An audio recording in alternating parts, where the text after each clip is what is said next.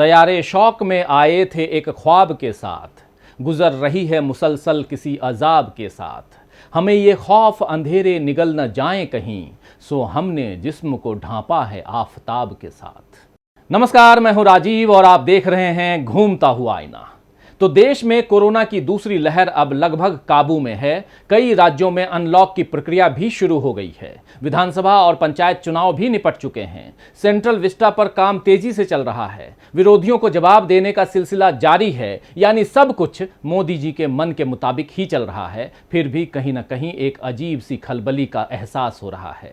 पश्चिम बंगाल में हार की बेचैनी से भाजपा अब भी उबरी नहीं है और इधर उत्तर प्रदेश में हार की भविष्यवाणियां हो रही हैं। अयोध्या और गंगा के इस प्रदेश को हिंदुत्व की प्रयोगशाला बनाकर भाजपा ने सफलता की ऊंचाई छुई है, लेकिन इसी हिंदुत्व के फायर ब्रांड मुख्यमंत्री से मोदी और शाह के अरमान झुलसने लगे हैं। उत्तर प्रदेश हाथ से गया तो दिल्ली का भविष्य कैसा होगा, यह चिंता सता रही है। सत्ताधारियों को अपनी सत्ता की चिंता है और आम जनता को यह चिंता है कि बीमारी से बचाव के लिए वैक्सीन की व्यवस्था कैसे होगी, और कोरोना से बच गए तो जीवन में आगे उसकी रोजी रोटी कैसे चलेगी। जेब में नकदी नहीं है और महंगाई दिवाला निकाल रही है। इसके बाद भी सरकार निश्चिंत है क्योंकि शेयर बाजार नई ऊंचाइयों को छू रहा है। तो दोस्तों, आइए आज आईने की नजर से पड़ताल करेंगे कि आखिर योगी आदित्यनाथ के आगे मोदी और शाह की जोड़ी पस्त क्यों नजर आ रही है। क्या मोदी जी की वैक्सीन नीति ने देश को खतरे में डाल दिया है, और क्यों अर्थव्यवस्था के मामले में सच से भाग रही है सरकार। लेकिन इन सब से पहले यह समझने की कोशिश करते हैं कि क्या आदित्यनाथ योगी को उत्तर प्रदेश का मुख्यमंत्री बनाकर मोदी जी ने अपने पैरों पर कुल्हाड़ी मार ली है। उत्तर प्रदेश के मुख्यमंत्री आदित्यनाथ योगी ने जीवन के 5वें दशक में प्रवेश किया है। 5 जून को उन्होंने अपना 49वां जन्मदिन मनाया। 22 बरस की उम्र में सन्यासी बनने वाले योगी जी ने 26 बरस की आयु में सबसे कम उम्र का सांसद बनने का गौरव हासिल किया। कट्टर हिंदुत्व की राजनीति करते हुए आदित्यनाथ योगी ने विवादों और कानूनी पचड़ों की कभी परवाह नहीं की। विवाद होते रहे और वो हिंदुत्व के फायर ब्रांड नेता के तौर पर स्थापित होते चले गए। गोरखपुर में रहना है तो योगी योगी कहना है जैसे जुमले हर एक राजनेता के लिए नहीं चलते। इस तरह के नारों से उनकी स्वीकार्यता से अधिक दबदबा नजर आया। संघ से उनका कोई रिश्ता नहीं रहा, बल्कि हिंदू युवा वाहिनी और बजरंग दल जैसे संगठनों को उन्होंने मजबूती दी। 5 बार लोकसभा सांसद रहे आदित्यनाथ योगी ने 2017 में उत्तर प्रदेश की राजनीति में अपना झंडा फहराना तय किया और भाजपा को बहुमत हासिल होने के बाद मुख्यमंत्री पद के कई दावेदारों के बीच योगी के नाम पर मुहर लगानी पड़ी। सत्ता के 4.5 वर्षों में मुख्यमंत्री आदित्यनाथ योगी विवादों से दूर नहीं रहे। उत्तर प्रदेश में अपराध का ग्राफ भी कम नहीं हुआ। विकास का पहिया भी दौड़ता नजर नहीं आया। इन सब पर कोरोना ने आम जनता की तकलीफें कई गुना बढ़ा दी। पंचायत चुनाव में मिली हार ने संकेत दे दिए कि अगले साल होने वाले चुनाव में भाजपा विरोधियों के आगे पस्त होगी। लेकिन फिर भी भाजपा हाईकमान इतनी हिम्मत और शक्ति नहीं जुटा पा रहा है कि योगी जी को चुनाव से पहले मुख्यमंत्री पद से हटा दे। पीएम मोदी ने कोशिश तो की, लेकिन जल्द ही उन्हें समझ में आ गया कि यह काम इतना सरल नहीं है जितना दिखाई देता है। पहाड़ी प्रदेश उत्तराखंड में मुख्यमंत्री बदलने का रास्ता जितना आसान साबित हुआ, मैदानी राज्य उत्तर प्रदेश में ये रास्ता उतना ही कठिन साबित हो रहा है। मोदी और शाह की जोड़ी को समझ में आ गया है कि उत्तर प्रदेश में आदित्यनाथ योगी के हाथ में भाजपा की सरकार दरअसल दोधारी तलवार की तरह साबित हो रही है। उन्हें हटाने में भी भाजपा को खतरा दिख रहा है और बनाए रखने में भी चुनौतियां हैं। तो सीएम योगी को हटाने की सुगबुगाहट के चलते पिछले 2 हफ्ते से उत्तर प्रदेश की राजनीति में काफी गहमा गहमी थी, लेकिन अभी सब कुछ शांत है। मगर यह समझना कठिन है कि यह तूफान के गुजर जाने के बाद का सन्नाटा है या इस खामोशी के बाद कोई बड़ा तूफान आने वाला है। भाजपा के केंद्रीय नेताओं ने पिछले दिनों लखनऊ से लेकर दिल्ली तक यूपी के भाजपा नेताओं के साथ बैठकें की। जाहिर है कि ये बैठकें एक दूसरे का हालचाल लेने के लिए नहीं थीं, बल्कि सत्ता पर योगी की पकड़ कितनी मजबूत है इस बात को टटोलने के लिए थी। और अब ऐसा लग रहा है कि भाजपा के केंद्रीय नेतृत्व ने फिलहाल हालात के आगे हार मान ली है। योगी आदित्यनाथ को मुख्यमंत्री बनाना भाजपा और आरएसएस के शीर्ष नेताओं को शायद ऐसा फैसला समझ में आ रहा है जिसे अब बदलना और बनाए रखना दोनों ही स्थितियों में घाटे का सौदा दिख रहा है। तो क्या यह मान लिया जाए कि योगी जी का कोई विकल्प इस वक्त भाजपा के पास नहीं है, या भाजपा का शीर्ष नेतृत्व अभी अपने पूरे पत्ते नहीं खोल रहा है? उत्तर प्रदेश में बतौर मुख्यमंत्री योगी आदित्यनाथ ने अपनी ऐसी छवि बना ली है जिसके सामने 4 साल पहले के उनके कई प्रतिद्वंदी काफी पीछे नजर आते हैं। राज्य में योगी आदित्यनाथ ने खुद को वैसे ही बना लिया है जैसे प्रधानमंत्री के तौर पर नरेंद्र मोदी की छवि है, बल्कि धार्मिक कट्टरता और एक तरफा फैसले लेने जैसी कई बातों में वो उनसे भी कई गुना आगे दिखते हैं। जिस तरह केंद्र में भाजपा सांसदों और मंत्रियों की कुछ खास पूछ परख नहीं है, वैसे ही राज्य में स्थिति विधायकों और मंत्रियों की है। कई लोगों ने इस बात की शिकायत भी की है जो नकार खाने में तूती साबित हुई है। केंद्र में नौकरशाहों के जरिए सरकार चल रही है और उत्तर प्रदेश में भी ऐसा ही हाल है। जैसे केंद्र में मोदी जी का कोई विकल्प भाजपा में अभी नहीं दिख रहा, वैसे ही उत्तर प्रदेश में योगी के अलावा भाजपा को कोई नहीं दिख रहा है। मुख्यमंत्री के तौर पर योगी आदित्यनाथ की कार्यशैली पर कई बार सवाल उठे। कानून व्यवस्था के मामले में शुरुआत से लेकर अब तक वो विपक्ष के निशाने पर रहे हैं और योगी होने के बावजूद जातिवादी सोच के आरोप विपक्ष के अलावा भाजपा के कई नेता उन पर लगा चुके हैं। बावजूद इसके योगी आदित्यनाथ की छवि एक फायर ब्रांड प्रचारक और हिंदुत्व के प्रतीक नेता के तौर पर बन चुकी है। इन सब की वजह से मुख्यमंत्री के तौर पर उनकी तमाम कमियों को भी नजरअंदाज किया गया। यहां तक कि पिछले 2 हफ्ते से संघ और भाजपा के तमाम नेताओं की दिल्ली और लखनऊ में हुई बैठकों के बाद यह माना जा रहा था कि शायद अब यूपी में नेतृत्व परिवर्तन हो जाए, लेकिन बैठक के बाद वो नेता भी योगी आदित्यनाथ की तारीफ कर गए, जिन्होंने कई मंत्रियों और विधायकों के साथ आमने सामने बैठक की और सरकार के कामकाज का फीडबैक लिया। योगी आदित्यनाथ के बगावती तेवर भी भाजपा के लिए चिंता का विषय है। साल 2007 के विधानसभा चुनाव में उन्होंने भाजपा से इस्तीफा देने की धमकी दे दी थी और 2017 में तो मुख्यमंत्री चेहरा न होने के बावजूद इस कुर्सी को लड़कर हासिल किया। लोगों ने तब वोट मोदी जी के नाम पर दिए थे, लेकिन इन वर्षों में उत्तर प्रदेश में इतना बदलाव तो आ ही गया है कि अब लोग मोदी जी के साथ साथ योगी जी के चेहरे को सामने रखकर अपने मतदान का फैसला करेंगे। तो योगी को मुख्यमंत्री की कुर्सी से हटाकर भाजपा उन पर कोई मेहरबानी नहीं कर रही, बल्कि खुद सुरक्षित खेल खेल रही है। कहीं योगी को बाहर करने का फैसला सेल्फ गोल न साबित हो जाए, इसीलिए सोच समझकर रणनीतियां बनाई जा रही हैं। वैसे जानकार ये मानते हैं कि संघ में योगी को पसंद करने वाला एक वर्ग इन्हें केंद्र में मोदी की काट की तरह देख रहा है, ताकि जरूरत पड़ने पर इन्हें चेहरा बना सके। वैसे ये दूर की कौड़ी है, क्योंकि जब तक कॉर्पोरेट मोदी जी पर मेहरबान है, तब तक उनकी कुर्सी पर कोई आंच नहीं है।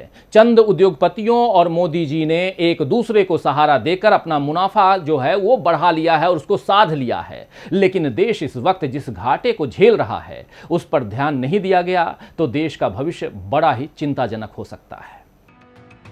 साल 2020-21 के जीडीपी आंकड़ों के मुताबिक भारत की अर्थव्यवस्था 7.3% सिकुड़ गई है।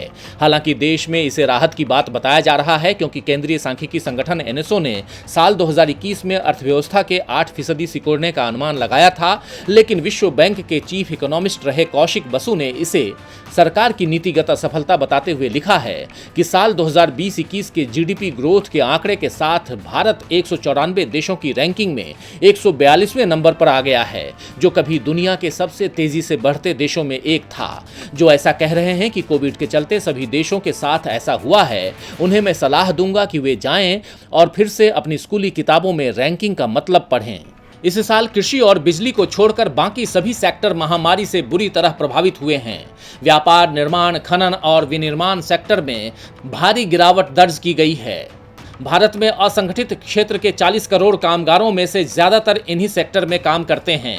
इन सेक्टर में आई बड़ी गिरावट के चलते बड़ी संख्या में ये कामगार बेरोजगार हुए। CMIE के आंकड़ों के मुताबिक अब भी देश में बेरोजगारी दर फिलहाल 11% से ज्यादा है। बेरोजगारी का असर गरीबों की संख्या पर भी पड़ा है। बहुत से लोग पहले से अधिक गरीब हो गए हैं। अमेरिकी संस्था प्यू की एक रिसर्च के मुताबिक महामारी के दौरान दुनिया भर में गरीबी के स्तर पर चले गए लोगों में 60% लोग भारतीय हैं। भारत में मिडिल क्लास में आने वाले लोगों की संख्या में 3 करोड़ 20 लाख लोगों की गिरावट आई है और गरीब लोगों की संख्या में 7.5 करोड़ की बढ़ोतरी हुई है। ऐसा तब हुआ जबकि वर्ल्ड इकोनॉमिक फोरम की 2020 की एक रिपोर्ट के मुताबिक भारत में किसी गरीब परिवार को मिडिल क्लास में आने में 7 पीढ़ियों का समय लग जाता है। तो अर्थशास्त्रियों का मानना है कि अगर आर्थिक हालात पिछले साल की तरह खराब रहे तो देश गरीबी के चक्र में बुरी तरह फंस जाएगा। पिछले साल सरकार ने बार बार सलाह दिए जाने के बावजूद गरीबों को सीधे आर्थिक मदद नहीं दी। इसका असर सबसे अधिक असंगठित क्षेत्र के मजदूरों पर पड़ा, जहां काम करने वाले 94% लोगों के पास एक हफ्ते से ज्यादा का राशन खरीदने का पैसा नहीं होता। असंगठित क्षेत्र में हमारे वर्कफोर्स का 97% हिस्सा काम करता है। उसकी चिंता सबसे पहले की जानी चाहिए थी, लेकिन सरकार ने अंतिम तबके के लोगों की चिंता छोड़कर अपनी वाहवाही के लिए फैसले लिए। मोदी सरकार ने अपनी सत्ता के 7 सालों में अर्थव्यवस्था के मोर्चे पर शुरू से देश को भुलावे में रखा। सबके खाते में 15 लाख और 2 करोड़ रोजगार हर साल जैसे दावे तो खोखले साबित हुए ही, अब 5 ट्रिलियन इकोनॉमी का दावा भी महामारी की आड़ में छिपाया जा रहा है। देश की कमजोर अर्थव्यवस्था को मोदी सरकार कोरोना की देन बता रही है और हालात सुधारने के नाम पर सार्वजनिक इकाइयों को निजी हाथों में सौंप रही है, जबकि उसे पहली चिंता गरीबों की रोजी रोटी की करनी चाहिए थी। सरकार को मनरेगा का बजट बढ़ाना चाहिए ताकि लोगों को 200 दिनों के काम की गारंटी हो। शहरों के बेरोजगारों को शिक्षा, स्वास्थ्य जैसे क्षेत्रों में रोजगार दिया जाना चाहिए। बड़े औद्योगिक घरानों की मदद करके और थोड़े बहुत क्षेत्रों में विदेशी निवेश पर इठलाने का कोई मतलब नहीं, क्योंकि इससे अर्थव्यवस्था नहीं सुधरेगी। अर्थव्यवस्था सुधारने के लिए मांग को बढ़ाना होगा, लेकिन सरकार इस पर ध्यान नहीं दे रही है। सरकार रिकवरी की बात कर रही है। रिकवरी का मतलब होता है अर्थव्यवस्था का फिर से रफ्तार पकड़ना। अब भी सरकार वी शेप रिकवरी की बात कह रही है, जबकि ये साफ है कि ये के शेप रिकवरी होगी, यानी अर्थव्यवस्था के कुछ हिस्से तो फिर से अपनी गति पा लेंगे, लेकिन कुछ हिस्से लगातार बर्बाद होते जाएंगे। यही वजह है कि लॉकडाउन में जो विनिर्माण इकाइयां बहुत घाटे में गई हैं, वे बंद हो गईं और वहां काम करने वाले रोजगार से हाथ धो बैठे। जब लोगों के पास रोजगार ही नहीं होगा तो बाजार में मांग कहां से बढ़ेगी। दरअसल सरकार हर फैसला राजनीतिक लाभ देखकर लेती है। उज्ज्वला, पीएम आवास, पीएम किसान निधि जैसी योजनाओं को गरीबों की मदद करना बताया गया था, जबकि इनका मकसद चुनावी फायदा कमाना है। इनमें लाभार्थी को सीधा लाभ देकर सरकार चुनावी फायदा ले लेती है और उनके शिक्षा, स्वास्थ्य और रोजगार के मूलभूत ढांचे पर खर्च करने से बच जाती है। कोरोना की दूसरी लहर में जिस तरह गांव के गांव चपेट में आए हैं, वे इस बात का सबूत हैं कि वहां मूलभूत सुविधाओं की कमी का कितना नुकसान जनता को उठाना पड़ा है। तो देश के आर्थिक हालात तब तक नहीं सुधरेंगे जब तक बेरोजगारी कम नहीं होगी। कोरोना के कारण बढ़ी बेरोजगारी को बड़े पैमाने पर वैक्सीनेशन करके कम किया जा सकता है, क्योंकि तब लोगों को काम पर रखने में बीमारी फैलने का डर नहीं होगा। लोगों के अंदर बैठे हुए कोरोना के डर को खत्म कर उन्हें काम पर वापस लाने और मांग बढ़ाने में मदद मिलेगी। इंडिया रेटिंग्स एंड रिसर्च के मुताबिक भारत में 18 से ज्यादा उम्र की कुल जनसंख्या का वैक्सीनेशन करने में सरकार पर करीब 670 अरब रुपए का खर्च आएगा। यह रकम कुल जीडीपी की मात्र 0.36% है। लेकिन फिलहाल सरकार की वैक्सीन नीति से लोगों का भरोसा उठता हुआ दिख रहा है। देश में करीब 4.5 महीने पहले शुरू हुआ वैक्सीनेशन अभियान अब बुरी तरह लड़खड़ा चुका है और इसकी जिम्मेदारी केंद्र सरकार के अलावा किसी पर नहीं डाली जा सकती। मोदी जी ने रोजाना 10 लाख लोगों को वैक्सीन लगाने का लक्ष्य घोषित करते हुए दावा किया कि ये दुनिया का सबसे बड़ा टीकाकरण अभियान है और इस मामले में भी भारत पूरी दुनिया का नेतृत्व कर रहा है। लेकिन इतने बड़े पैमाने पर वैक्सीनेशन के लिए क्या पर्याप्त खुराक तैयार हैं? क्या केंद्र वैक्सीनेशन का खर्च उठाएगी? क्या राज्यों को इसके लिए अलग से सहायता दी जाएगी? सरकारी और निजी अस्पतालों में वैक्सीन को लेकर क्या एक जैसी नीतियां होंगी? क्या वैक्सीन के दोनों डोज एक जैसे होने चाहिए? दोनों डोज के बीच का अंतर कितना होगा? ऐसे कई सवाल थे जिन पर मोदी सरकार को पहले से जवाब तैयार रखने चाहिए थे। लेकिन सरकार ने मोदी के छवि प्रबंधन के चक्कर में जनता को गंभीर संकट की ओर धकेल दिया है। यही वजह है कि सुप्रीम कोर्ट ने भी केंद्र सरकार की वैक्सीन नीति को लेकर गंभीर सवाल उठाए हैं। सर्वोच्च अदालत ने कोविन पोर्टल पर रजिस्ट्रेशन की अनिवार्यता को लेकर वैक्सीन के दाम और राज्यों की खरीद के मसले पर भी केंद्र से सवाल पूछे हैं। सुप्रीम कोर्ट ने खास तौर पर सवाल किया कि पूरे देश में वैक्सीन के दाम एक समान क्यों नहीं होने चाहिए और देश के सभी लोगों को वैक्सीन कब तक लग जाएगी। लेकिन सरकार इन सवालों के कोई तार्किक और संतोषजनक जवाब नहीं दे पा रही है। दुनिया की किसी सरकार ने अपने नागरिकों के साथ इस तरह का खिलवाड़ नहीं किया होगा। पिछले साल अगस्त में दुनिया के तमाम देशों ने वैक्सीन के ऑर्डर देने शुरू कर दिए थे। विकसित देशों ने तो अपनी आबादी से कई गुना ज्यादा वैक्सीन की डोज के ऑर्डर दिए थे, लेकिन तब मोदी सरकार चुनावों को जीतने की रणनीति बनाने में व्यस्त थी। देश के लोगों के लिए तो वैक्सीन का इंतजाम पर्याप्त हुआ नहीं और महामारी के खिलाफ लड़ाई का वैश्विक नेता बनने के फेर में ही भारत में बनी वैक्सीन कई देशों को निर्यात भी की गई और कुछ देशों को सहायता के तौर पर भी भेजी गई। इसका नतीजा यह हुआ कि महज 3 महीने बाद ही भारत में जारी वैक्सीनेशन अभियान पटरी से उतर गया। देश भर में वैक्सीन की किल्लत शुरू हो गई। राज्यों से कह दिया गया कि वे अपनी जरूरत की वैक्सीन खुद खरीदें और वो भी कंपनियों की तय की गई कीमत पर। लेकिन यह फरमान जारी करते हुए यह नहीं सोचा गया कि राज्य सरकारों की आर्थिक स्थिति पहले से ही डावाडोल है। उन्हें जीएसटी से प्राप्त राजस्व में उनका हिस्सा भी केंद्र सरकार से नहीं मिल रहा है। ऐसे में वैक्सीन खरीदने में अरबों रुपयों का खर्च कहां से उठाएंगे।